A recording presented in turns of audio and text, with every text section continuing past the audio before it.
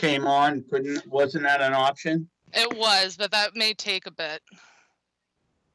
We Really? can do that tomorrow. I Alright. don't suggest it.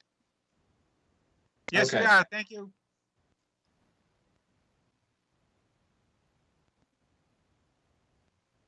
Good evening and welcome to the Danvers Conservation Commission meeting for February the 25th, 2021. We operate under the Massachusetts General Law, Chapter 131, Section 40, the Wetlands Protection Act, and Chapter 26 of the Town of Danvers General Bylaws, the Wetlands Protection Bylaw.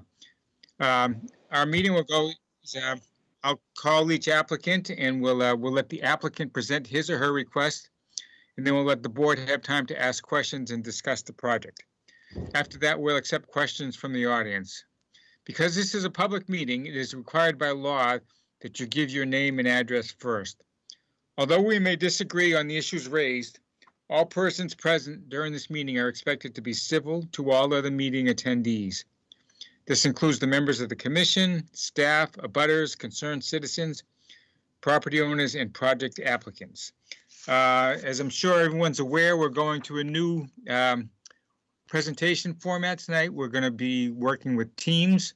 So after I go through our general script, I'm just going to give Georgia a second to just give us a quick overview of how the process will work running the meeting. Okay, I'm going to take a roll call of the members first off. Members, when I call your name, please respond that you are here. Michael Splain. Present. Ann McGill. Here. Chelsea King. Here. Vanessa Curran. Here. Peter Wilson. Here. Staff, when I call your name, please respond in the affirmative. Georgia Pendergast. Present. David Fields. Present. Alicia Linehan. Present. We have anticipated speakers on the agenda. Please respond that you're here. Thor Ackerley for 4 Emily Lane. Present. Steve King for Greenleaf Drive discussion. Present. And Annie Rafferty for Lot 8 at Beaverbrook Woods. Present. Okay, good, thank you. Good evening. This open meeting of the Danvers Conservation Commission is being conducted remotely, consistent with Governor Baker's executive order of March 12th, 2020, due to the current state of emergency in the Commonwealth due to the outbreak of the COVID-19 virus. In order to mitigate the transmission of the COVID-19 virus, we have been advised and directed by the Commonwealth to suspend public gatherings, and as such, the governor's order suspends the requirements of the open meeting law to have all meetings in a publicly accessible physical location. Further, all members of the public bodies are allowed and encouraged to participate remotely. The order, which you can find posted on the town's website, allows public bodies to meet entirely remotely so long as reasonable public access is afforded so that the public can follow along with the deliberations of the meeting. Ensuring public access does not ensure public participation unless participation is required by law. For this meeting, the Danvers Conservation Commission is convening remotely via the Teams Act, as posted on the town's website, identifying how the public may join. Please note that this meeting is being recorded and that some attendees are participating by video conference. Accordingly, please be aware that other folks may be able to see you, and take care not to screen share your computer. Anything that you broadcast may be captured by the recording. Supporting materials have been provided members of this body and will be shown during this transmission. The public is encouraged to follow along using the posted agenda unless I note otherwise. Meeting ground rules. We are now turning to the first item on the agenda. Before we do so, please permit me to cover some basic ground rules for effective and clear conduct of our business and to ensure accurate meeting minutes. I will introduce each speaker on the agenda. After they conclude their remarks, the chair will go down the line of members, inviting each member by name to provide any comment, questions, or motions. Please hold until your name is called. Further, please remember to mute your phone or computer when you are not speaking. Please remember to speak clearly and in such a way that helps generate accurate meeting minutes. For any response, please wait until the chair yields the floor to you and state your name before speaking. If members wish to engage in colloquy with other members, please do so through the chair, taking care to identify yourself. Finally, each vote taken in this meeting will be conducted by a roll call vote. Okay, moving to our agenda. The first item is for Emily Lane for a certificate of compliance request. The DEP file number is 14-639. The applicants are Fred and Marianne Davis. And who's here to represent the Davises? That is me, Thor Akerley. Hi, Thor. Why don't you just give us a brief overview and then I'll turn it over to, actually, let me take a step back. Georgia, now that I've gone through the script, is there anything else you'd like to share as far as how we're going to work this with the teams concept? Yeah, so thank you, Peter. I'd say it's not much different than what we've been operating with on WebEx. There are a couple more features. We had just talked about one, which is the raise hand feature. If people are familiar with that, it's on that toggle bar you either have on the top or the bottom. So if you have a question and you don't want to interrupt, you can use that button and Peter, I, or everyone can see who has their hand raised. We usually don't use that. We can start using it. We'll just kind of organically see how it works. Also, Vanessa had just pointed out, for people that are on Teams right now, not through the Teams app, and you join just on the desktop, it sounds like you're only going to be able to see the person that's talking. So it should be me right now. You'll probably only see me. If you join through the app, you'll be able to see the whole grid of everyone in the meeting. So if anyone on the committee wants to work on getting the app, I can help you with that. I think besides that, I'll say, I know Vanessa and Peter use this at work. So if you guys have any handy hints or feedback, but it seems like right now everything's working just like usual. So. Okay, good enough. Thanks, Georgia. Yeah. Okay, Thor, why don't you just give us a brief overview of what you're applying for, and we'll go from there. Sure. Would it be helpful to share my screen to show the as-built more clearly for the members? Yes, please. Okay. All right. I think this will work. This is my first time using Teams for a meeting as well. So let's see. Can you all see that okay? Wonder. And Thor, I would just open it up as big as you can. I'll zoom in. Yeah, that's Yeah. Perfect. Good. Okay. Yep. So my name is Thor Akerley. I'm a wetland scientist and registered sanitarian with Williams and Sparages in Middleton. Fred and Marianne are the current homeowners, and they contacted us a few weeks back. They're in the process of selling their home, and the buyers caught wind of an old order of conditions from 1996 was when the permit was issued to construct the home. And this was one of a few homes on Emily Lane, which received an order of conditions as work was proposed within 100 feet of bordering vegetated wetlands. This was part of a larger subdivision constructed in the late 90s and mid 90s, known as Fowler Meadow. They actually weren't aware that there was an open order of conditions on the property. They had purchased the home in 2002 from another homeowner who purchased it from the developer in 1996. It wasn't mentioned on the deed, so they had no idea it was still lingering on the property. But anyway, the project was and plan back then was pretty simple. It proposed a single-family dwelling and driveway and some grading in the backyard, heading down to a wetland replication area down here. And you can see this is the original limit of bordering vegetated wetland in the back. This was of course, triggered the permit requirement for an order of conditions. This is the 100-foot buffer zone, and that's all that was shown on the permit site plan. I assume this was before Danvers had specific no build and no disturb zones. And because there wasn't a lot of detail, we did do a topographic survey of the property as the order of conditions required, and located the house, which is shown as this darker line here with the little hatchings along the edge. And this lighter gray footprint is the proposed footprint, which we were able to digitize into the drawing. And as you can see, it was pretty close to what was proposed, at least not any closer to the wetlands as it was designed to be.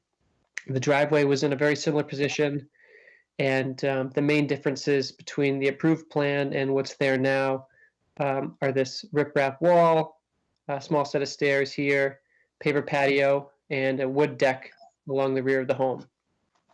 Based on our research, a review of historic aerials, it appears that the wood deck and the paver patio and wall were constructed as part of the original home construction, and not recently, or not something that was done in the last few years without a permit. That's what we wanted to convey to you.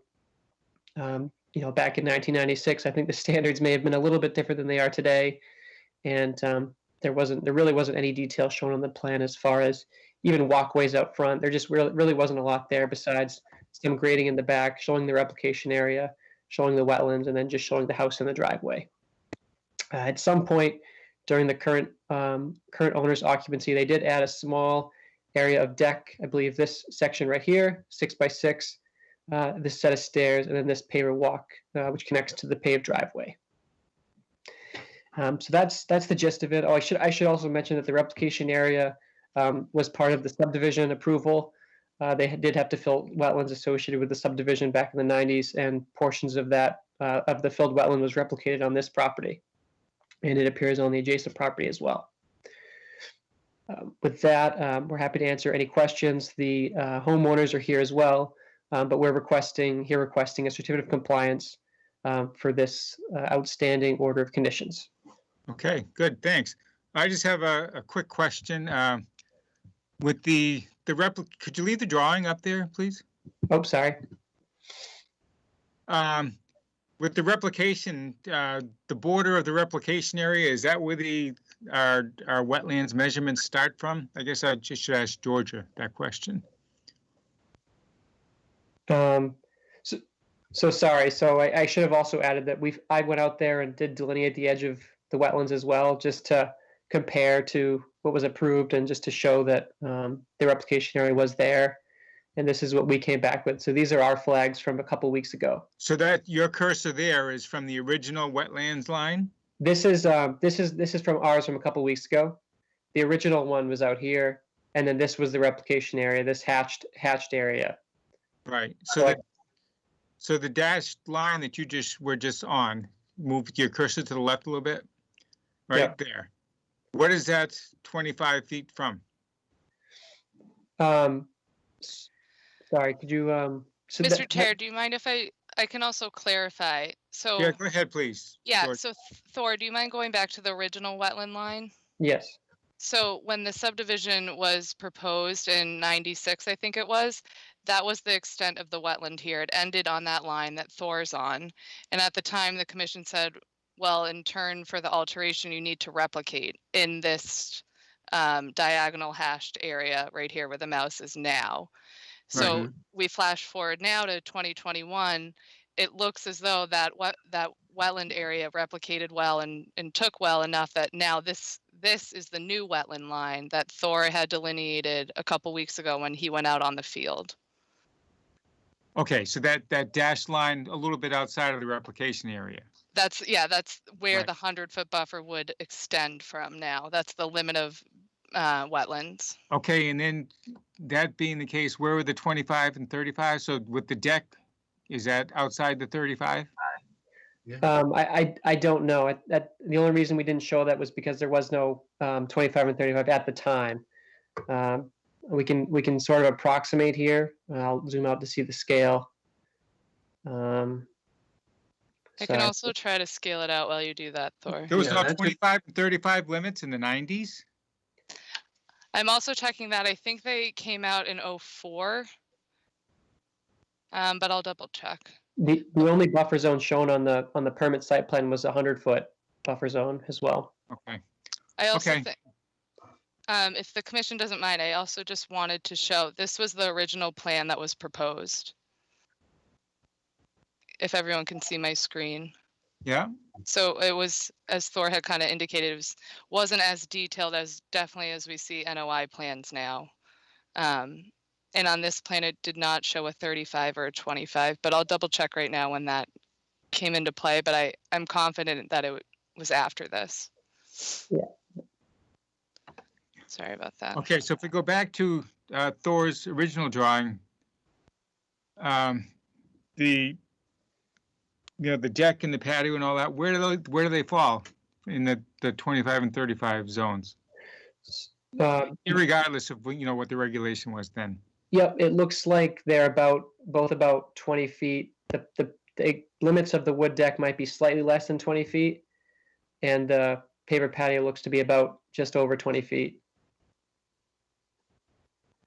And then the edge of lawn is right along here.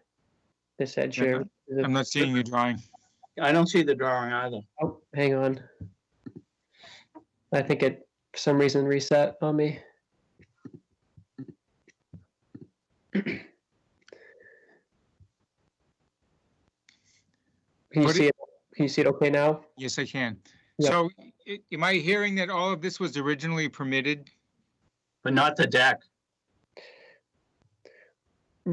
Right. So So I guess the point is that, yes, this was not on the drawings, but it was constructed as part of the home in 1996. It was, obviously nowadays this isn't something that would be okay.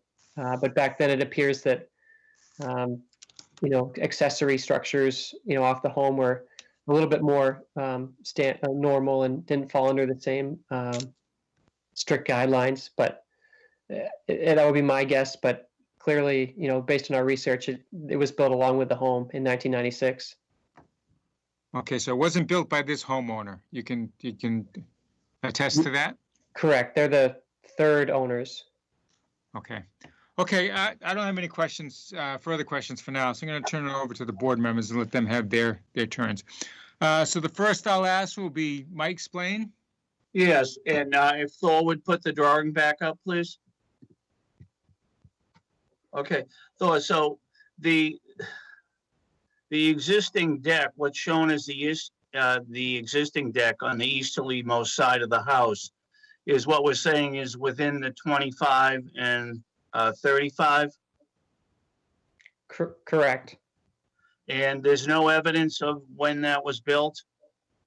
It appears that it was built based on a review of historic aerials. It was built with the home. Okay. And so because you see it on aerials from back then? Correct. Oh, all right. So nothing was built after 04 then, I guess we're saying, when we had our 25 and 35. Right. Okay. My other question on the northerly, can you bring the drawing down a little? Yeah, good. Okay. The detail on the northerly side of the boundary that extends into, I don't know what other property that extends into. Could you talk about that detail? Yeah, this, I assume you're talking about this. Yeah, yes. It's a short riprap, just rock retaining wall. I can't speak to why exactly it was built there. It seems kind of odd, to be honest, to be linked to another property like that. Right. And it's not a huge drop off either from above here and below here. But for some reason they decided that when they built it, they wanted a wall here. I don't know exactly why. All right. It's not a dry well or anything like that. It's just a type of retaining wall, are you saying? Yeah, it's a sloped kind of riprap, which is just really rock wall. Yeah. And so that let's see if that's not, to the west of the wall is a higher elevation and it was just built up. So it slopes down to the east. Correct. This is a bit lower on this easterly side, about 2 feet higher over here. 2.5. Yeah, about 2 feet higher. Okay. And so as Georgia was noting, if we go back to the replication area, that the replication area took and it actually somewhat increased itself. I certainly thought so. There was definitely a lot of water in there when I was out there. it definitely has. Is there a flow? Is that property wet? Do you know? It seems to get a little dry, actually a little drier way out back here. This was actually the wetter portion from what I saw, the wetland, but this is actually a pretty expansive wetland back here. It connects, a pretty good size throughout the back of this home and another one on Emily here. And then I don't know what street's over here, but it is a pretty good sized wetland. Yeah, and this was part of an overall development, and that as part of the development, they had to find a place to replicate, so they did it there. Exactly. I didn't look too far into why what portions of the development they had to fill in. Usually it's a crossing or a roadway or something like that. And it appears that this was one of the lots and I guess it did extend on the other lot too, where they had to replicate. All right, I don't have any further questions. Thank you. Okay, thanks, Mike. How about Ann? No, I don't have any questions, Peter. Thank you. Okay, thanks. Chelsea? I don't have anything either. Okay, thank you. Vanessa, do you have any questions or comments? No, I don't have anything additional. Okay, one further question I have. How far is the deck built from the original wetlands line? That's a good question. Let's look. 20 feet. It looks about to be about 35, 40 feet from what I can see. Okay, and everything's stable there, right, Georgia? Is that fair to say? Yeah. Okay. Okay. Then my last thing is just a comment that this property sounds like it's gone through at least 2 transactions with an open order of conditions. And this is a big frustration of mine. That my understanding was that if there was an open order of conditions on a property, that it couldn't change hands. So I'm not sure if we can answer it here, but I'd like to see to the point where the property can't change hands without that order of conditions being resolved. Well, you know what, Peter, it gets picked up on a title search sometimes, and sometimes it doesn't, I guess. So the question would be, how would you ensure? Would you put on the deed something that says see order of conditions? I would think. I mean, somewhere along the line in that title search, it's the buyer is at a disadvantage here because they're accepting responsibilities, and right at the time, I think they don't even know that they're accepting that. So that's, it's probably, it's relevant. Well, we don't know that. We'd have to actually look at the deeds and see if it was on there. Right. And then if it's on there, it's on it, the onus is on the buyer because the conditions run with the land, right? Right. I suppose, but I don't know. I'm not sure the whole intricacies of the changing hands, but I think something as a board, that's something we have to work on going forward. So, because I'm seeing more and more of this, and it's frustrating that Right. subsequent homeowners are being stuck with some things they're not even. I'm sure they're not aware that they're there, and there can be some serious financial liabilities down the road. So, okay. That being said, everything seems to be in pretty good order here. So, if someone wants to make a motion that we grant a certificate of compliance, let's do so. All right. Do we need to do anything else? We don't. This is. The hearing. We need to close. It's not a hearing.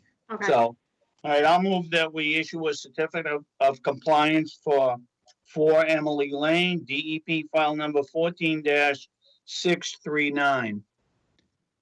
Motion's been made. Is there a second? I second the motion. All in favor? Vanessa, Yes. Chelsea, Yes. Ann, Yes. Michael, Yes. Peter, yes. Okay, so that's a done deal. Certificate of compliance is approved. You're welcome. Okay, up next is Greenleaf Drive, which is, I guess there's some upcoming sewer work there, and there's really nothing for us to be voting on. It's just a question of us giving an update, and I think Stephen King is here to do that for us tonight. So with that being said, Steve, the floor is yours. Thanks, Mr. Chairman. Yep, this is Stephen King, town engineer for Danvers. I'm here tonight just to discuss, kind of do like a pre-application meeting with the Conservation Commission to let them know an upcoming project we have to replace our existing Greenleaf Drive ejector pump station. This is a pump station that was constructed in the 1970s. It was it was put on our facilities plan as a replacement in 1998, but due to extenuating circumstances and other pump stations that took precedence, this one got pushed off the priority list. Now, being at 20 years later, we are at a point where we have a station that you are not able to really maintain because of the actual mechanical components inside of it. They don't actually fabricate ejector pots as they did back in 1970 or even the 1990s. So we have a couple options that we're looking at. But as I do with any other project in town, with the direct abutters and this property being in the control of the town of Danvers and managed by the Conservation Commission, I just wanted to let you guys know that we'll be in the future applying for a notice of intent to perform the pump station removal, and we'll be switching over to a gravity sewer main that will be running through the property. Basically, it's lot 8 on Greenleaf Drive in the corner, if you're familiar with Greenleaf Drive, which is off of Summer Street in Danvers. So this is basically we have a pump station. We got approval at town meeting to fund the project. Right now, I'm going through the process of notifying all the abutters. There'll have to be some easements taken in order to construct the gravity sewer line in order to eliminate the existing pump station. So I wanted to introduce you to the project, answer any kind of high-level questions right now, knowing that we don't have everything in front of us as far as we still need to do a further wetlands investigation and more wetland flagging, some more survey, and figure out what impacts we're going to have on the actual wetlands in the area. And I'll open up to any questions that you may have. Okay, one quick question, Steve. What is your timing, your anticipated timing? So I'd like to advertise this project for construction next winter, January, February, a year from now, and start construction in 2022, in the summer of 2022. Okay, all right, thanks. Let me just pass it along to the members to see if there's any further questions. Mike, do you have any questions? Just one question for Stephen is it determined that a pump station was no longer necessary, and why was that? SCSD had installed a new interceptor main along Beaver Brook, and that in order that the new grades that the new interceptor main was put in was able to allow College Pond to be a new gravity line on College Pond to be installed. And based on that new gravity elevation on College Pond, we're actually able to run a gravity sewer main from Greenleaf through a couple backyards over to College Pond and tie in to the existing sewer main on College Pond Road.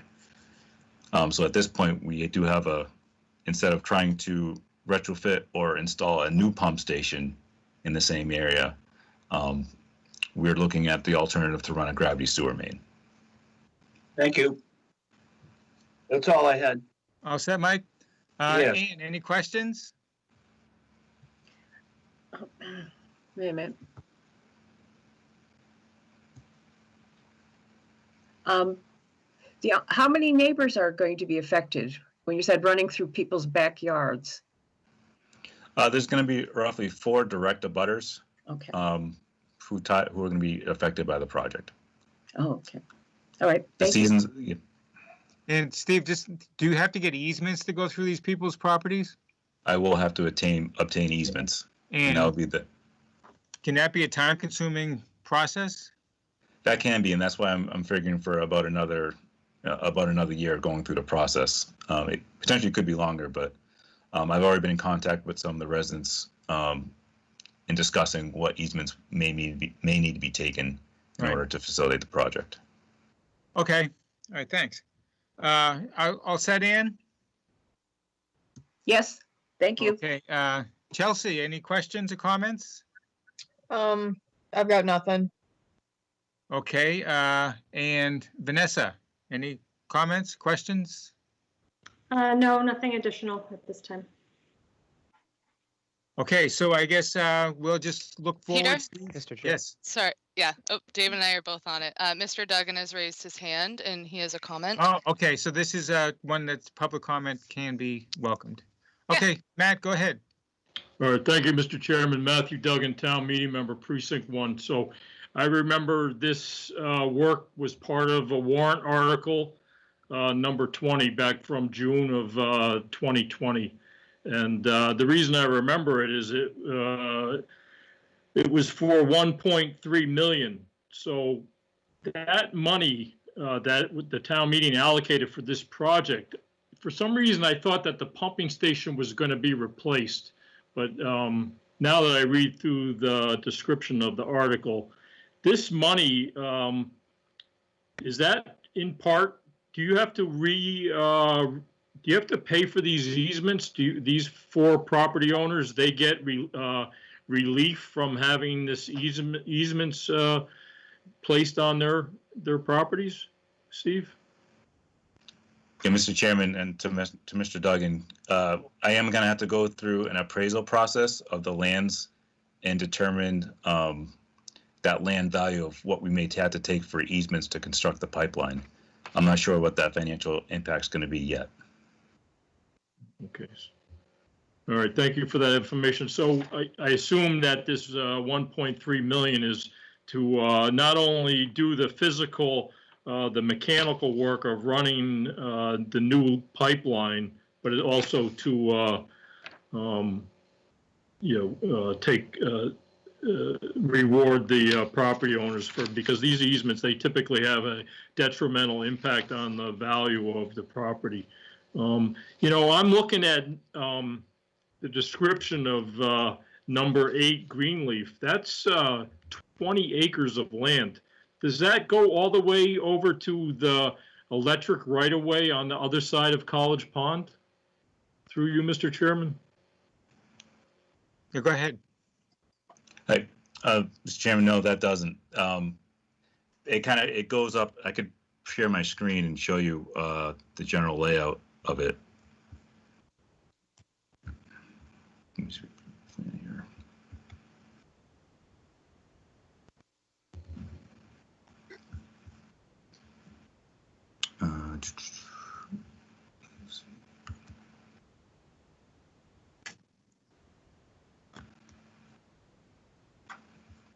Are you able to see that?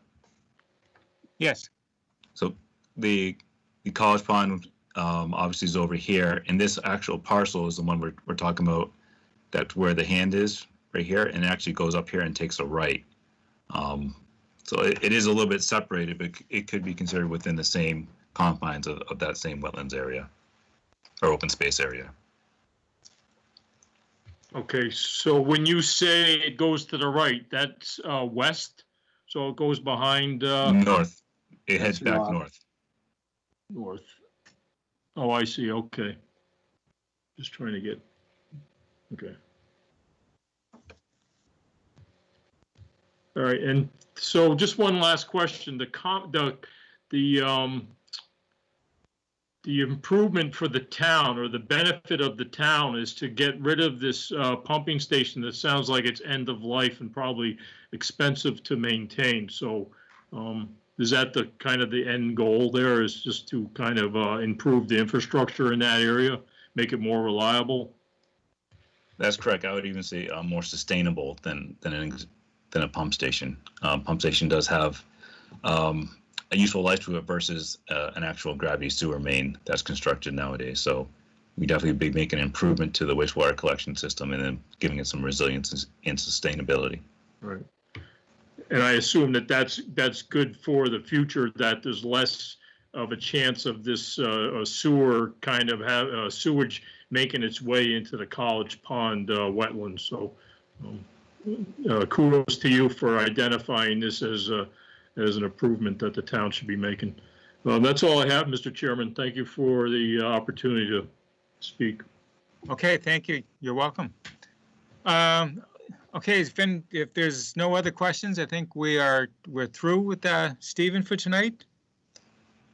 Okay, thank you, everyone. Appreciate it. Okay. Thank you, Stephen. Take care. Bye.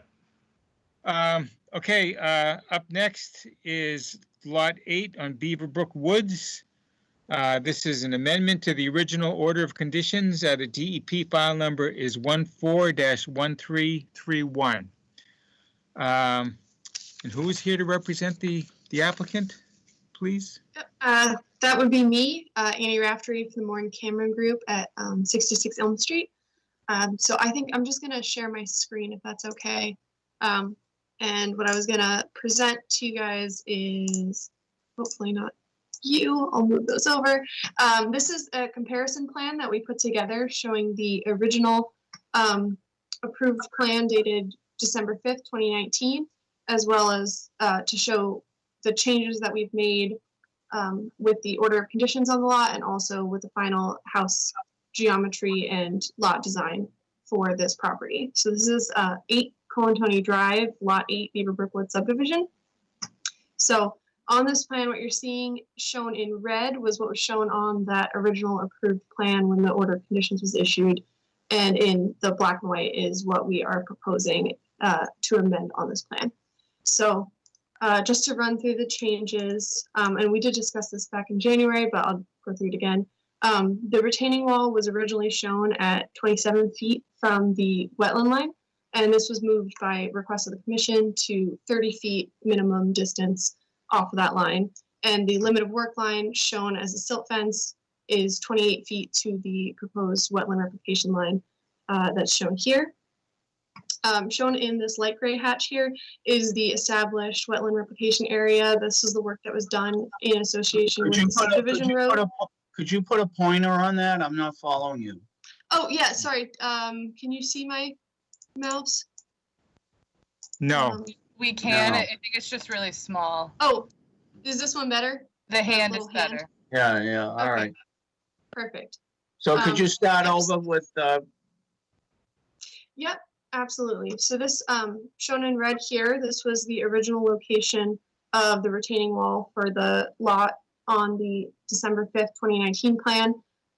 Per condition 78 of the order of conditions, this was moved to a minimum of 30 feet off of the wetland line, which is shown here. And the silt fence was brought from 25 feet to 28 feet off of the proposed wetland line.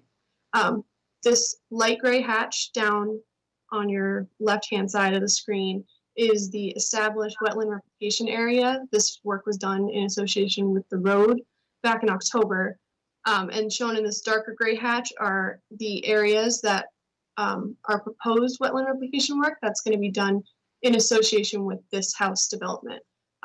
So we didn't do this work back in October because we didn't want to add additional disturbance when we didn't know the timeline for building the house. The other changes that we can see here are we adjusted the house footprint to reflect the final construction geometry. So the house shown here has a slightly longer garage area and a slightly wider footprint, resulting in it's about 100 square feet bigger on the foundation than what was shown on the approved plan. And to offset this, we reduced the pavement area on the lot by 130 square feet and pulled this turnaround for the cars to the right-hand side of the lot further from the wetland to try to reduce that impact of the pavement on the buffer zone. In the backyard, we expanded the patio from a concrete patio and retaining wall to a paver patio with a small pool, a short retaining wall, and some stairs down to the basement elevation. And all this area back here will be grass lawn. This type of pavement and patios and things that we are showing, we account for when we're doing the subdivision design. We don't necessarily show it because we don't know what the final house design will be. But when we do our hydrological design for this, we do account for up to 25% of the yard area that we're showing on the lot to be impervious, which for this lot would be about 2,080 square feet. And the total impervious area or semi-pervious paver area we're showing for the yards here is 1,450 square feet. which is about 17.5% of the yard on this. So it's below what we had accounted for in the drainage design. Everything else associated with the lot is it's pretty standard single family home development stuff. We shifted the drywall slightly to account for the wall moving over, but this will be collecting the downspouts off the roof and infiltrating on site. So that roof area will be infiltrated back down into the groundwater. And I think that summarizes everything that I wanted to show you guys on this plan. So if you have any questions, I can answer them for you. One quick question, the orientation as far as the compass directions, is this north to south to north? Bottom to top is south to north? So the top here is east, north is, if you see this north arrow over here, north is towards the wetland, that's the north, and then the south is this side of the house over here. So this would be east and this would be west. Okay, with the pool, is there going to be any trees removed in order to get more sunshine on that pool? Nope. The limit of work line on this side of the lot is the same as what was staked out during the roadway construction. So all the trees that are going to be cleared on this lot have already been taken down and were walked back in August or September of this year. So there will be no additional tree removal. Okay. All right. I'm going to just hold my questions. I'm going to pass it along to the members of the board who have plenty of questions, I'm sure, and then we'll just go from there. So let me start with Mike. Do you have questions, Mike? Yeah, initially, when you talk about that you already figured in 25% increase, how do you show that with your initial application? So the 25%, it's part of the drainage design we do for the subdivision. We account for that there. So we don't show it on the initial application because we were waiting to get the final design from the owners who are going to buy the lot. But we just factor that in because a lot of times on a single family home, people want to add in a patio or they want to add in some sort of stairs or something, and we don't want to have to. We don't want to pinch the lot and make that so it's not possible to add something like that on it. So we just account for it and we go with 25% because normally it winds up being a lot less than that. So it's a more conservative approach. Yeah, but on the presentations, I mean, so we should be, when we see presentations coming in, we should be adding 25% to whatever you present. No, for this particular one, we wanted to get the permit in hand for the subdivision, but we wanted to come back. You guys had asked that we come back with the final design, and we always knew that there would be some potential changes to that. So no, I'm just talking generally. It's not always going to. Yeah, I'm talking generally that this isn't the first time that someone's come back and said, well, we want to do this additional work because we initially figured for an additional 25%. When you figure the 25%, what is it you're taking into consideration? What is the some of the elements you're considering? Like location or just generally 25%? It's for a runoff calculation. So we're just going to be calculating that we're not going to be increasing the runoff off this lot to more than what the existing condition is. So but now, we do it 25%. Yeah, but now you're going to use up that 25% more or less. So we're at max now. We're at 17.5% of that. So we're under the 25%. And this will be the final design. There won't be any changes to any, no more impervious area will be added to this. It's something that's. Well, how would we know, and I'm asking for the future as well, how do we know that it was 25%? I mean, in the initial presentation, is that shown that, you know, these are the runoffs and this, we still have 25% buffer that we can come back in and, I mean, is that something you discussed in your initial application? But I'm trying to figure out whether you should be filing a notice of intent or an amendment, because if you, Mr. Chair, if I could, this is Scott Cameron. Yeah, yes, go ahead. Hi, good evening. I just want to be on because I did the original stormwater design, and to answer Mike's question, you know, like you, I don't take anything for granted or assume things are going to be honky-dory. So when we do our designs, we always build in a little bit of a factor of safety, because while, you know, in this instance, as the engineer, we're here and we're presenting the proposed changes of the homeowner, oftentimes, and I know this commission has seen it even in recent years, even homeowners tend to do what homeowners do, and they add things on, and you may or may not be contacted. So we take account for that and build in basically a safeguard. So when we do our stormwater calculations, and this is in the stormwater report, you'd have to pull that out and look at it, we assume that 25% of the yard is impervious. So instead of saying it's all grass, which allows more water into the ground, we just make that assumption out of the gate that we're going to see around 25% of the yard covered in pavement. And what that does is it builds in basically a protection so that, you know, really on average, you know, in this case there are 8 lots in this whole subdivision. On average, you know, we're going to see 25% or less coverage on these lots, whether then you're in your jurisdiction or not. Several of these lots are out. So it's really a safeguard. Ultimately, let me interrupt briefly. Is that the 25%? Is that figured on the entire project, or is it you do that lot by lot? Could one lot be 15 and another be 35? No, it's lot by lot. We say this is the yard area, and we say 25% of that's going to be covered by something, whether it's a kid's blow-up pool that's sitting there all summer long, you know, which is impervious, right? I mean, that's, even though it's a pool not fixed to the ground, it's everything. So it's a safeguard that we build in. It's a company policy. You know, again, we try to be as responsible as we can and don't take anything for granted. Because we're not always there. We're not there after the homes are built, after we're there. You guys aren't there. So it's a safeguard we build in, and that information would be in the drainage report that's reviewed. And as you know, how is that presented? I'm just curious because I don't have that in front of me. But how does that present itself in the initial drainage report as language that says we've built in an additional 25%? Or is it just a number that you've used and you increase it? So it's a number that we build into the calculation. So I presented it to your board before, not just in this project, but also some others in town. Right. And so the way we measure in the hydrologic design, there's several factors that go into that.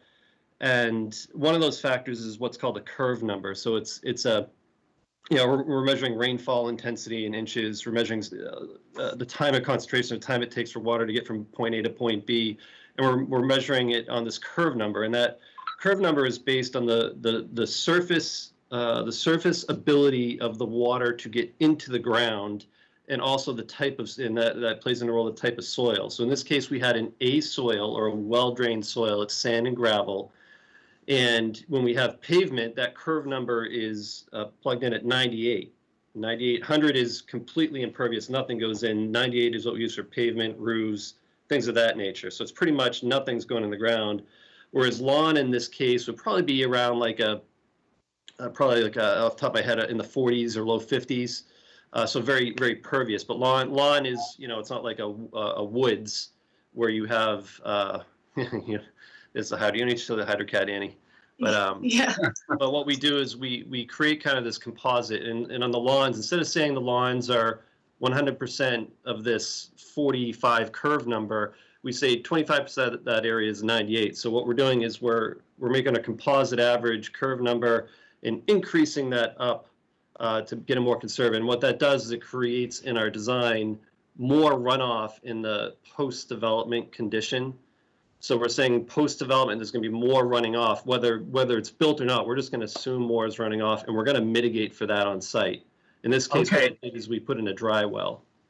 All right. So, but do you give, so in the initial application, do you give some real numbers for what you know is going to be there? And then Yes. Yep. In addition so to we're that, looking, we should always consider that it would be 25% more then than what we're looking at when It's not anything we're asking. It's not anything we're asking to build. It's a factor of safety, right? We're not showing any of that in the plan. So when we get instances like this where the homeowners will come in and giving us a design that they want to build, we can look at and say, all right, you're within the parameters of your design, you're safe.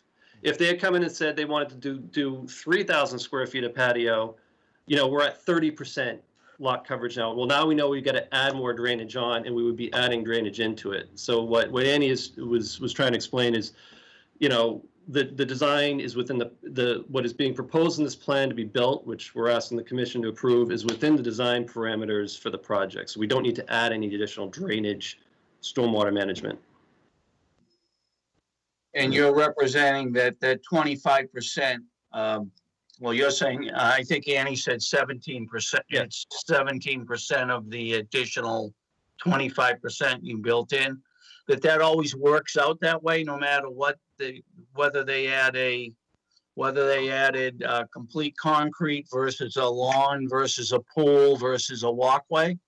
We've got 40 years of designing single-family house lots worth of data, and this is a number that we've used that's pretty well accepted. I can go through and find all sorts. No, I'm just asking you whether, so it's based on some sort of experience of looking at past projects. Yes. And typically what people put in their backyards. Yep, that's right. Well, we're not asking All right, you to approve 25%. We're asking you to approve what's shown on the plan. Well, I know. And letting you know that it fits within the design parameters. Well, I want to know this for going forward as well, that I never considered that until you raised it, I think last year on a project that this built-in, that you built in. Yeah, I don't know if everybody does it. I do it. And on top of that, we're also factoring in pavement and we're factoring the house. So we're still adding the pavement, the driveways and the houses too. So that's on top of this. This is just for the lawn, kind of the open space areas. Yeah. Well, that tells me that in the future, I'll be asking more questions about things like what have you built in and what do you, for the homeowner. But anyway, all right. Thank you for that explanation. And I don't have any other questions right now, but I might be back. Okay, that's fine. Ann, do you have any questions? Moving the dry well to the side, what is the advantage to doing that? The drainage. Yep, just for the dry well, we moved it slightly further away from the wetland there because we had pulled that retaining wall in, and just it's an infiltration structure, so we want to keep 10 feet off of a wall or a foundation, so just best practice to keep it off of that. So we just shifted it a little bit more central on the new driveway because of the wall shift. Oh, okay. What is the U-shaped thing there? It looks like a big pipe next to the porch. What is that? I'm sorry, I don't know what that is. This over here. Yes. Yeah, so that's just a paver walkway going from the porch connecting to the driveway. So if someone's parked their car on the driveway, they can just walk up to the front porch without having to go through the garage or cut through grass there. Okay. So it was red thing. What's the red one? That was where it was the same thing. A paver concrete walk that was shown on the original plan. Okay. So with the new design, we just moved it to moved it. Okay. All right. Yes. That's all I have. Thank you. Okay. Chelsea, any questions? Yeah. Just is the drywall supposed to mitigate the runoff from the patio as well, or like how is any runoff from the increased pervious in the patio going to be managed? So the drywall is going to be infiltrating the roof area on this lot. So there'll be downspouts that'll connect and be connected underground that'll lead into that drywall. They're not shown on this plan, but we'll put those in there. So this is purely to mitigate the roof area on the lot.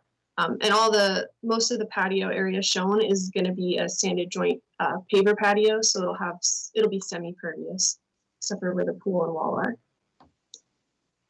Are they going to be pervious pavers? Yes, that's what we're proposing. Sorry to interrupt, but. Not a problem, Mike. No, yeah, I was wondering that too. I was under the impression they were completely impervious.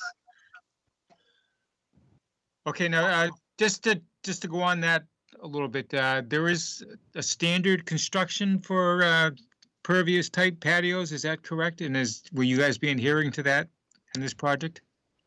Yes, that is the intention, and yes, that was what we would be instructing the contractors to do here, would be to do the paver. Yeah. Okay. Chelsea, back to you if you have anything else. Nope, that's all I had. Okay. Vanessa, do you have any questions? Yeah, I just have a few questions about the patio area, just to make sure I'm understanding exactly how it's going to be built. So I see where the steps are coming down from the deck down to the patio area. And I'm assuming on that left-hand side, as you're coming down the steps, that's a retaining wall, correct? Yes. Okay. And then the kind of the dark line that is set along the 200-foot riverfront area, is that also a retaining wall, or is that just the edge of the patio? Yeah, so that is it's a small section of retaining wall there. We have the patio is at elevation 67.6, and the grade back here is 70. So it'll be a little bit, the patio will be a little bit below the existing grade in the riverfront there. So the reveal on the wall will be on the inside facing the pool. Okay, and is that the same thing for, I guess, the southern portion of the patio as well? Yeah, yes, so it'll be enclosed with a fence on top. Yes, just a short 2-foot section. Okay, and then I believe that an order or a condition from the initial order was to have the conservation markers along the 200-foot area. So how are you going to propose to install those with that retaining wall in place? There's about 2 feet from the back of the retaining wall where it's shown to the 200-foot riverfront area. So it'd probably be just installed right on the line there.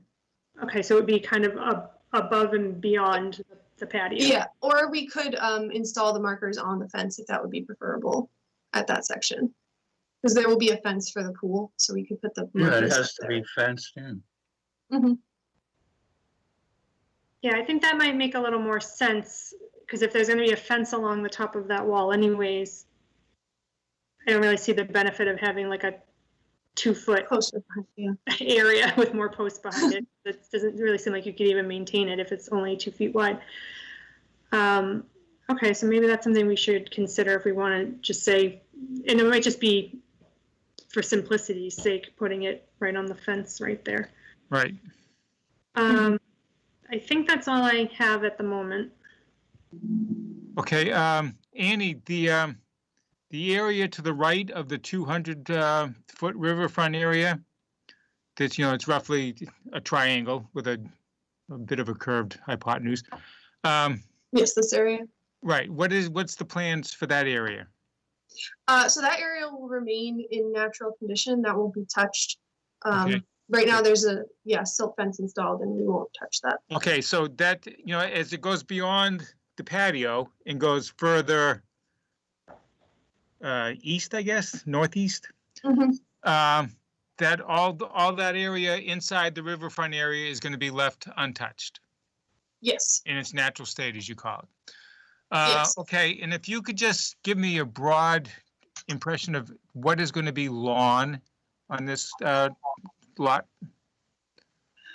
Yes. Yeah. So inside this retaining wall, the gray line here, to the silt fence, and then to this wall here. So this area underneath, this is a second floor deck. So there'll be lawn down here, all along this edge, this upper part here, and then there'll be front lawn all up in here and a side lawn over there.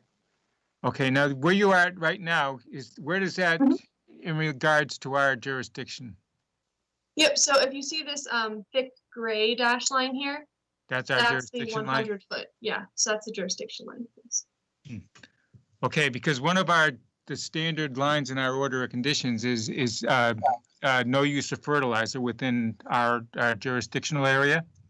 Mm-hmm. And since you guys, since this project is just going right up against the limits, I really want to see no fertilizer used on these lawns, because that whole project and this lot in particular, Mhm. it just drains right into the wetland. So that's all that. Yeah, that's not a, yeah, that's not a problem. We'll, that's fine. We'll make sure that the homeowners know that they're not allowed to use fertilizer out here. Okay, 2 more questions, so just bear with me, please.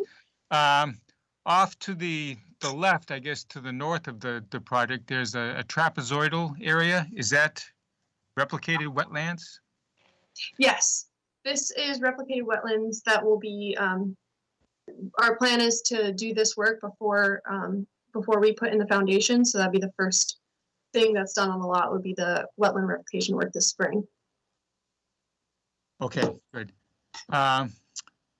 Okay, I guess that pretty much answers my questions, so. Mr. Chair, also, oh, sorry. Georgia, go ahead. Staff has a comment, but I also see that Mr. Duggan has a comment, so I'll let him go first if you want to open it up to the public, if you're ready. Well, before the public. Well, have we heard from Ann yet? Oh, Have sorry. Have we heard from everyone? Have Yes, we we have. heard from Yes. Vanessa yet?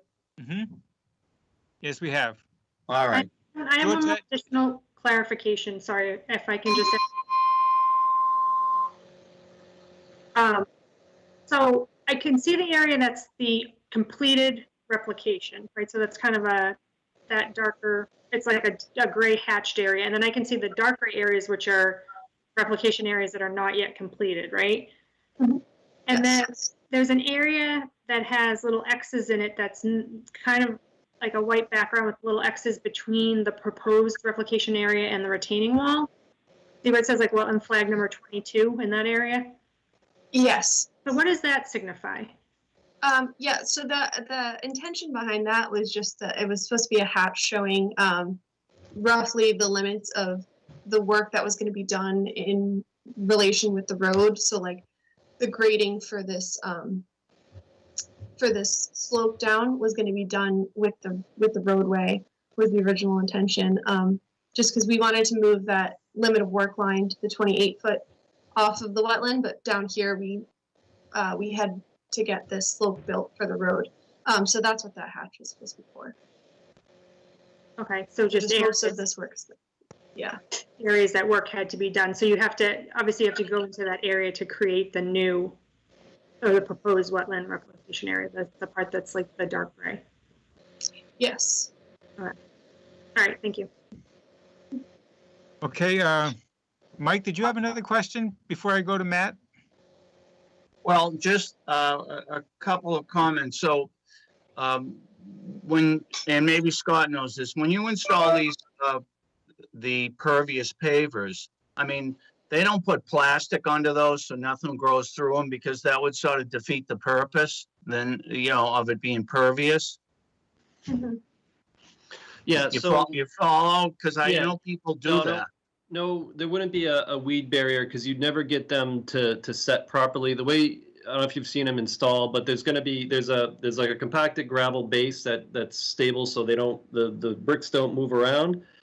And they lay them down and they come over with a top dressing of sand and that kind of gets swept in between the joints. That's why I call it sanded joint. So they're loose laid. You can actually, I have them at my house when the bricks, sometimes the bricks will crack or, over time. They'll move a little, yeah. You can just use a screwdriver, you pop them out and you put a new brick in. But they are permeable. So, so the water kind of seeps between the cracks and the bricks, but they're not Right. fully, pervious. So we call Yeah, it. I would just want to include that there'd be no weed barriers under the pervious pavers. Okay, well, there's a standard procedure for these pervious patios. We mentioned that earlier. Is that, I mean, we'd have to look into that and just see exactly what it entails. But I would like you to adhere to that, please. With That, and the other thing is, how do we ensure that the homeowner won't use fertilizer?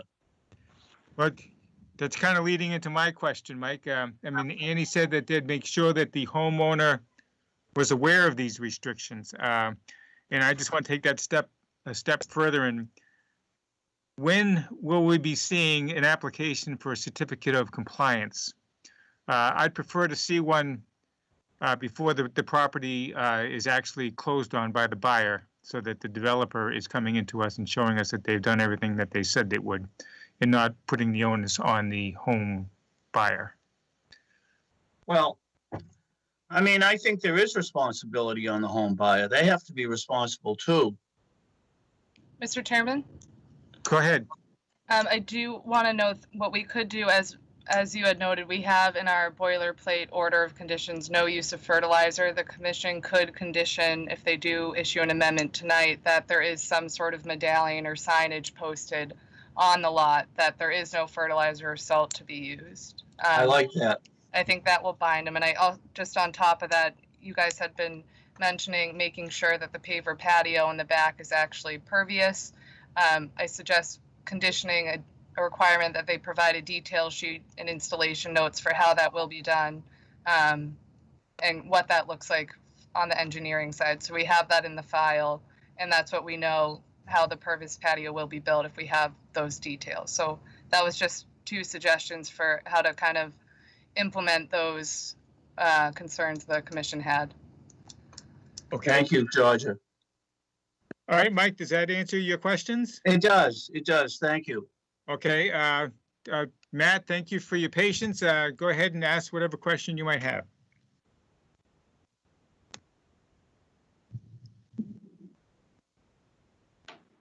Matt, are you there? Matt, I muted you previously. I apologize. There you go. Yeah, I was making some dinging noises.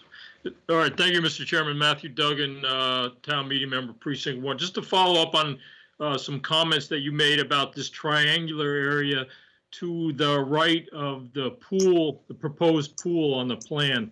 So I think I heard a comment that that is going to be left in its natural state. So, you know, that area to me, from looking at the site from the power line area, that the town-owned right away that's next to the pond, I can look up into this uplands, and it looks like it's been pretty much, the whole site's been pretty much clear cut, it seems, from any kind of trees. So when we say that that's going to be left in its natural state, does that also carry over into this adjacent property, which I think is number 10? It has that horseshoe kind of shape where it wraps around this entire number 8.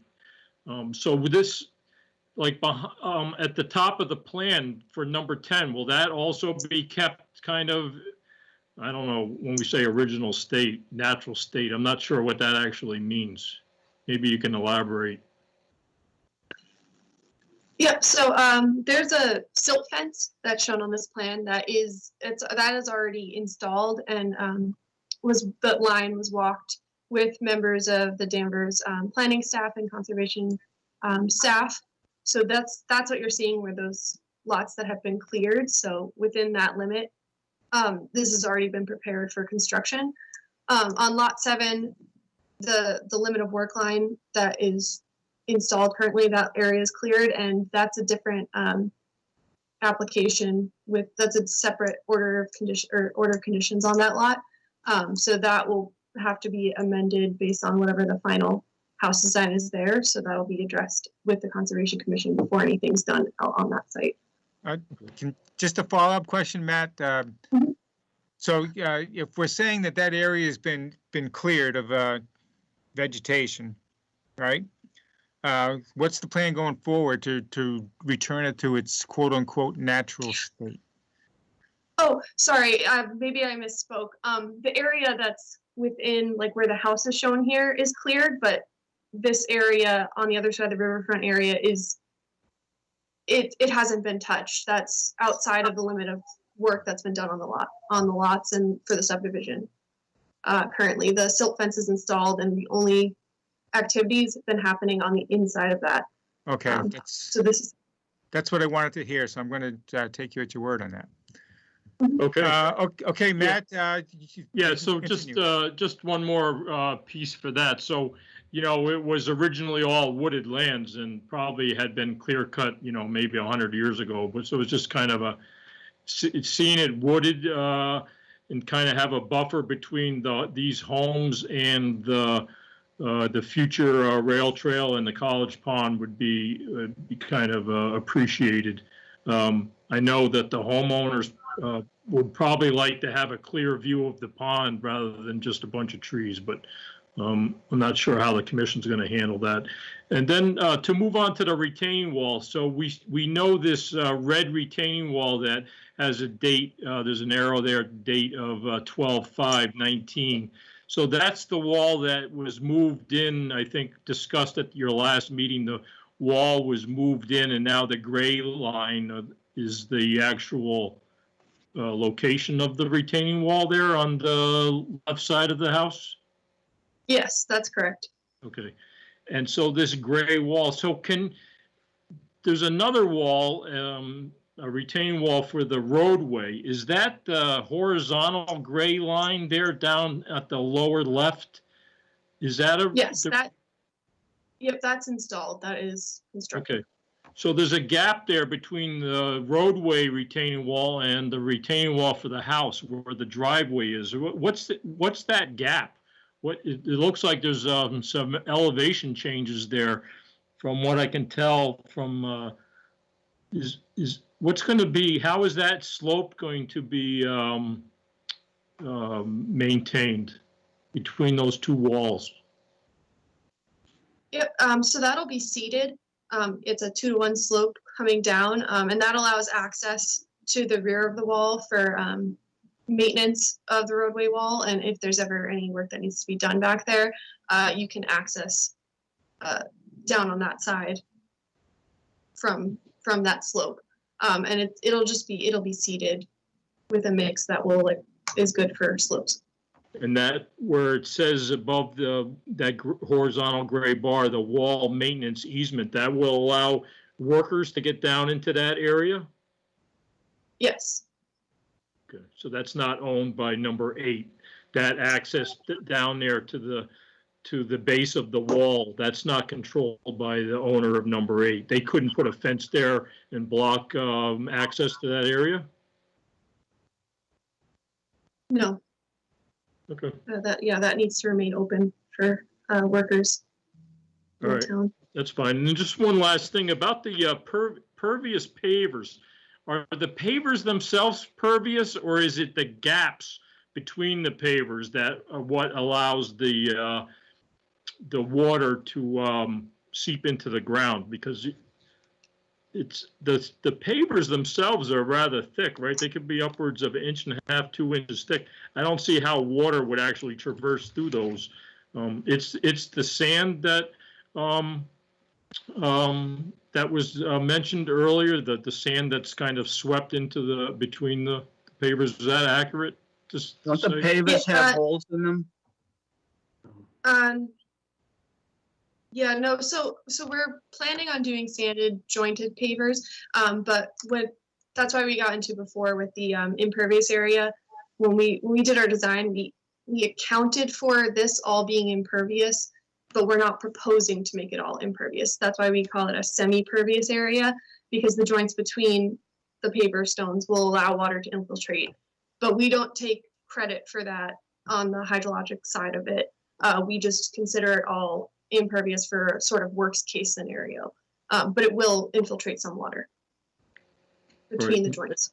And just one last thing, I keep thinking of these things as I'm talking, but so Mr. Spillane was concerned about plastic being placed under the stones to prevent weeds grow, but I think that landscape fabric works well for preventing any type of vegetation to grow up between the cracks, because that would the weeds would impact the ability of, with roots, would reduce the amount of water that was able to sort of percolate down into the soil. So, all right, that's all I have. Thank you, Mr. Chairman. Okay, you're welcome. Any other comments from the public?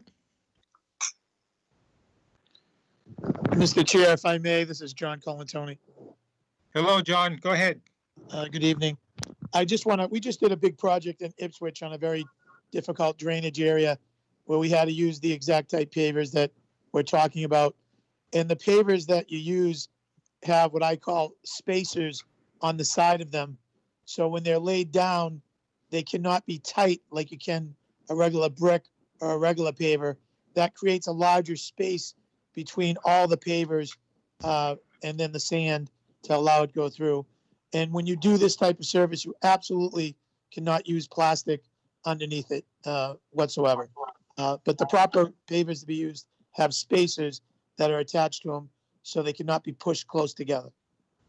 Could I just interrupt now? So what do you put underneath the paver? Then you put some gravel and then is there any kind of fabric that goes under there?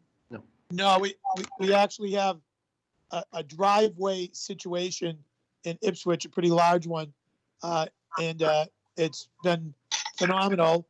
And when it's installed properly, with Scott was explaining earlier, if it's installed properly underneath, it's really difficult for any weeds or anything to grow through. And it allows the water to drain down. Thank you. And the pavers, they don't make pavers with holes in them, is that it? No, there No, wouldn't be any strength. no. That's why they have the spacers on the side of them, which forces a certain amount of space. There's no way that you can put them close together, so it makes it so that the water can drain. I get that. Thank you. Okay, all set, John? I see you muted. Okay, if there's no further comments, my feeling is we should proceed with conditions, but if someone disagrees, now is the time to speak your mind. If not, someone could go ahead and make a motion. And then and if we do make a motion, we would want to attach conditions. That being said, I'm going to take a step back, and if there are no further comments or questions from either members of the board or the public, we need to close this hearing. So if someone can make a motion to close the hearing, we'll get that out of the way, and then we'll go along to voting on the project. Mr. Chairman, I make a motion that we close the hearing. Okay, motion's been made to close the hearing. Is there a second? Second, Okay, all in favor? Vanessa? yes. Chelsea? Yes. Ann? Yes. Michael? Yes. And Peter? Yes. Okay, now let's proceed to, Georgia, just a quick question. There's no waivers that we're dealing with here, is that correct? That's correct. Correct, yeah. Okay, so if someone wants to make a motion that we proceed with an amendment to the order of conditions, and we can add some additional conditions on, we could move forward with that. All right, I'll make a motion that we issue an amendment to the order of conditions for Lot 8, Beaverbrook Woods, DEP file number 14-1331. And in approving the amendment that we attach further conditions, and those conditions would be that the applicant install pervious pavers in the areas that they show as the additional 17%, I think they talked about, which would be the area of the pool, the proposed patio, walkways, that they all be installed as indicated by Mr. Colantoni and by the applicant, that they would be installed in such a way to provide maximum drainage, that there be no weed barriers used. Further condition that there'd be a sufficient signage or indication on the property that the owner is not to use fertilizer on the property in connection with lawn or other agricultural uses. Further, that the area along the 200-foot riverfront post no disturb medallions in such a way that they're visible either on the fence, because if they put them behind the fence, I don't know what kind of fence they're proposing, they probably would not be visible, so that they be installed in such a way that they are visible. Further, that the area indicated by the applicant along the retaining wall for the road, between the road and the driveway, remain open, and that it be seeded in such a way that the property, the slope, the 2-to-1 slope is stable. And I think that's it. And that the area beyond the 200-foot, the 200-foot riverfront remain untouched in its natural state with no plantings or anything else done in that area, that it just allowed to be grown naturally. That's it. Okay, thank you, Mike. Well said. I think you covered all the additional conditions. The motion's been made, but I'm going to put a hold on that for a second. I see that Matt Duggan has a question. Actually, I'm thinking here, the Mr. hearing Chair, is the- closed. Correct. So Yeah, we have, the hearing's closed, so I don't that's the think motion. we can listen to what Matt has to say. So the motion has been made. Is there a second? I second the motion, Mr. Chairman. Okay, all in favor, Vanessa, Yes. Chelsea, Yes. Ann, Yes. Michael, Yes, Peter, yes. Okay, the order of conditions has been granted. Moving everyone. on to Thank you.